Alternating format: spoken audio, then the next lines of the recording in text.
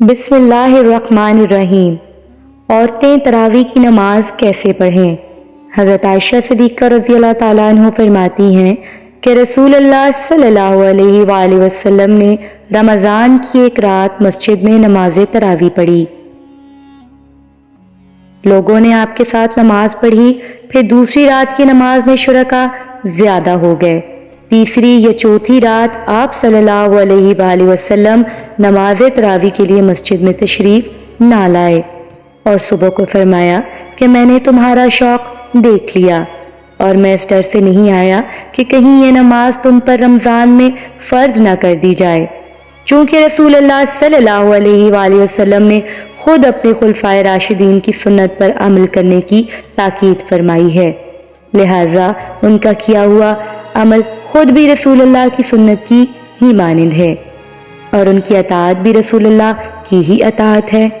لہٰذا جب حضرت عمر نے جلیل القدر فقہاء صحابہ کرام کی موجودگی میں رمضان المبارک میں باجماعت تراویح کا اہتمام فرمایا تو سب نے اس کی تحسین کی، کسی ایک نے بھی نکیر نہ کی۔ اس لیے تراویح کی نماز سنت مؤکدہ ہے۔ حضور صلی اللہ علیہ وآلہ وسلم کے بعد سیدنا ابو بکر صدیق رضی اللہ تعالیٰ عنہ کے دور خلافت میں داخلی اور خارجی فتنوں کی کثرت اور مدت خلافت کی قلت کی بنا پر اس سنت عظیمیہ کے قیام کا موقع نہ مل سکا، لیکن سیدنا عمر فاروق رضی اللہ تعالیٰ عنہ نے اپنے دور خلافت میں اس سنت کو، جو عارض کی بنیاد پر موقف تھی لیکن وہ اب عارض چونکہ باقی نہ رہا تھا، جاری فرما دیا۔ اگرچہ تراویح باجماعت حضرت ابو بکر کے زمانے میں نہیں تھی، لیکن چونکہ حضرت عمر ان لوگوں میں تھے جو اس حقیقت سے باخبر تھے، انہوں نے دائمی طور پر جاری فرما دیا، تو انہیں اس کا بھی اجر ہے اور قیامت تک جو لوگ عمل کرتے رہیں گے ان کا بھی اجر ہے۔ بخاری شریف میں حضرت عائشہ کی روایت ہے کہ ایک رات رسول اللہ صلی اللہ علیہ وآلہ وسلم مسجد میں تشریف لائے اور نماز پڑھی۔ لوگوں نے بھی آپ کے ساتھ نماز پڑھی۔ ان نمازیوں نے صبح ہونے پر دوسرے لوگوں کو بھی بتایا تو دوسری رات مجمع بہت بڑھ گیا اور حضرت کے ساتھ لوگوں نے نماز ادا کی۔ تیسری رات باتیں سن کر لوگ بہت اکٹھے ہو گئے، حتیٰ کہ مسجد کی تنگ و امانی ظاہر ہونے لگی۔ اس صبح نماز سے فارغ ہو کر حضرت صلی اللہ علیہ وآلہ وسلم نے لوگوں پر متوجہ ہو کر ارشاد فرمایا کہ میں خطرہ محسوس کرتا ہوں کہ کہیں تم پہ نماز فرض نہ کر دی جائے اور پھر تم اسے پڑھ نہ سکو گے۔ تراویح کی نماز جس طرح مردوں کے لیے پڑھنا ضروری ہے، اسی طرح عورتوں کے لیے بھی اس نماز کو پڑھنا بے حد ضروری ہے۔ بہت سی عورتیں اس غلط فہمی کا شکار ہوتی ہیں، وہ یہ سمجھتی ہیں کہ شاید تراویح کی نماز صرف مردوں کے لیے پڑھنا لازمی ہے اور عورتوں کے لیے اس نماز کو پڑھنا ضروری نہیں۔ حالانکہ یہ بات بہت بڑی غلط فہمی ہے۔ یاد رکھیے گا، تراویح کی نماز سنت مؤکدہ ہے، یعنی بغیر کسی شرعی عذر کے اگر اس کو چھوڑیں گے تو گناہ گار ہوں گے، لہٰذا تراویح کی نماز کو مرد بھی پڑھیں گے اور عورتوں کے لیے بھی اس نماز کو پڑھنا ضروری ہے۔ اگر عورتیں اس نماز کو بغیر کسی شرعی عذر کے چھوڑیں گی تو گناہ گار ہوں گی، اس لیے عورتیں بھی اس نماز کو ضرور پڑھیں۔ اب مسئلہ یہ ہے کہ مرد حضرات تو مساجد چلے جاتے ہیں جہاں پر باقاعدہ تراویح کی نماز باجماعت ادا کی جاتی ہے، لیکن خواتین تو گھر کے اندر اس نماز کو کیسے پڑھیں، کس طرح سے پڑھیں، نماز کو پڑھنے کا طریقہ کار کیا ہے اور اس نماز کی نیت کیسے کریں، اور اس کے علاوہ بہت سے سوالات ہیں کہ کون سی صورتیں پڑھی جائیں۔ سب سے پہلے تو عشاء کے 4 فرض پڑھیں گے۔ عشاء کی نماز کے 4 فرض پڑھنے کے بعد پھر ہم 2 سنت مؤکدہ ادا کریں گے۔ سنت مؤکدہ ادا کرنے کے بعد وتر نہیں پڑھیں گے، پھر 20 رکعت تراویح کی نماز پڑھیں گے۔ 20 رکعت تراویح کی نماز پڑھنے کے بعد پھر وتر پڑھیں گے۔ 4 فرض پڑھ کر 2 سنت پڑھیں گے۔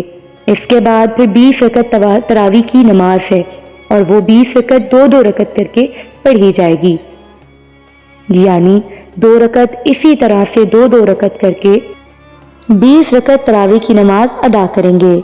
اگر آپ 4 رکعت پڑھتی ہیں تو تب بھی کوئی حرج نہیں ہے، نماز ہو جائے گی، لیکن مناسب یہی ہے کہ 2 رکعت کر کے نماز کو ادا کیا جائے۔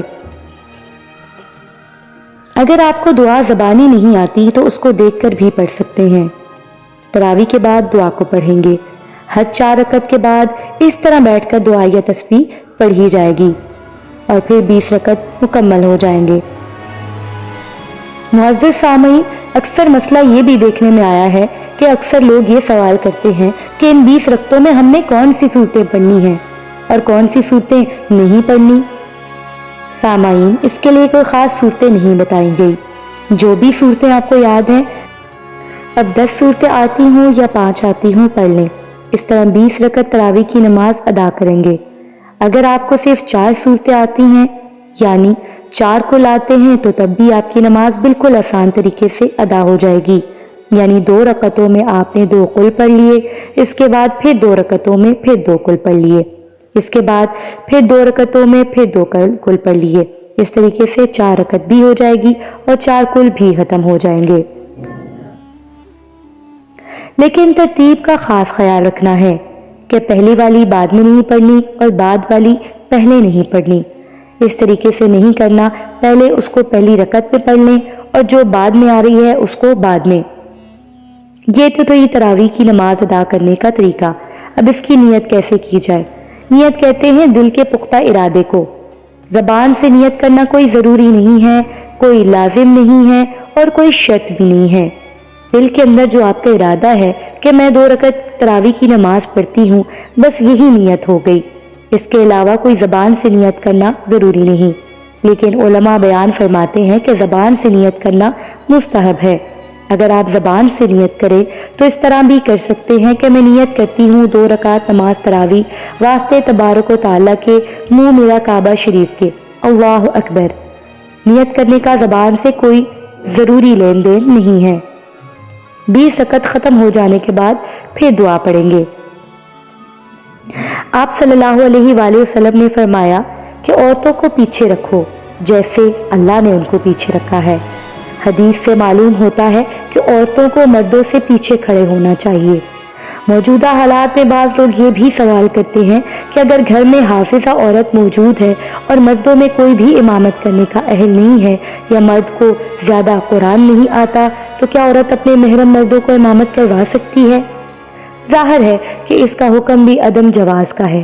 جس طرح مرد حضرات فرض نماز ادا کرتے ہیں اسی طرح تراویح کی نماز بھی ادا کریں گے۔ دعا ہے کہ اللہ ہم سب کو دین کی سمجھ عطا فرمائے۔ آمین ثم آمین۔